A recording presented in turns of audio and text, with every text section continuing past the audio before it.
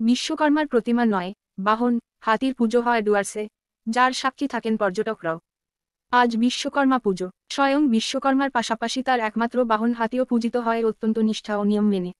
জলপাইগুড়ি বন বিভাগের উদ্যোগেই এই পূজা হয়ে থাকে। আমনা, মতিরানী, চম্পা, ফাল্গুনী, রাজা, বর্ষণ, এরা সবাই বিশ্বকর্মার বাহন। আজ বিশ্বকর্মা পূজার দিন মহা ধুমধামে হলো হাতি পুজো। পুজোয় সামিল হলেন বনকর্মী থেকে শুরু করে স্থানীয় গ্রামবাসীরা।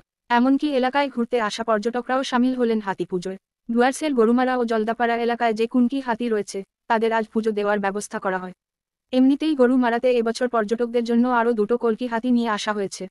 আজ পুজো দেওয়া হয় ডুয়ার্সের গরুমারা, ধূপছড়া, মেদলা ক্যাম্প, টন্ডু ক্যাম্পেও। এই বছর মোট 28টি হাতিকে পুজো দেওয়া হয় বলে বন দপ্তর সূত্রে খবর। এদিন সকাল সকাল মূর্তি নদীতে ভালো করে স্নান করানো হয় হাতিদের। তারপর তাদের রং বেরঙের খড়িমাটি দিয়ে সাজানো হয়। প্রত্যেক হাতির গায়ে তাদের নামও লেখা হয় খড়িমাটি দিয়ে। তারপর সেখান থেকে শঙ্খ বাজিয়ে উলুধ্বনি দিতে দিতে হাতিদের পুজো মণ্ডপে নিয়ে আসেন গ্রামের মহিলারা। সব নিয়ম নিষ্ঠা মেনে মন্ত্রোচ্চারণ করে পুজো করেন পুরোহিত। অঞ্জলি দেন মহিলারা। এরপর হাতিদের ভালো খাওয়া দাওয়ার ব্যবস্থাও করেন তারা। যে পর্যটকরা সেখানে এসেছিলেন, তারাও কলা, আপেল সহ বিভিন্ন ফল নিজের হাতে খাইয়ে দেন হাতিদের। শেষে পর্যটক ও গ্রামবাসীরা একসঙ্গে বসে মধ্যাহ্নভোজও সারেন।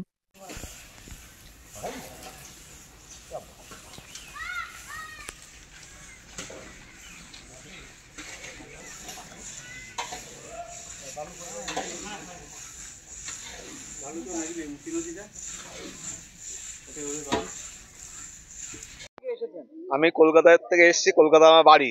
আমি এই ডুয়ার্সের নেসমুক্তিতে কাজ করি।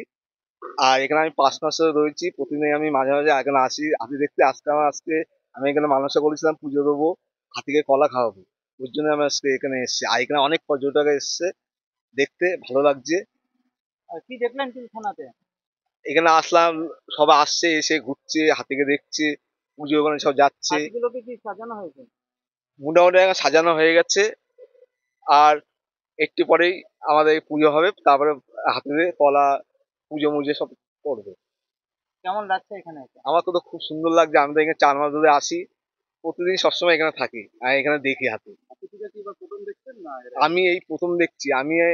আমার আমার সত্যি কথা বলছি, আমার আজকে বাড়িতে এমার্জেন্সি দরকার, কিন্তু আমি যাচ্ছি না, কিন্তু হাতিকে আমি পুজো দেবো কলা খাওয়াবো বলে। আপনার নাম? আমার নাম সুরজিৎ অধিকারী।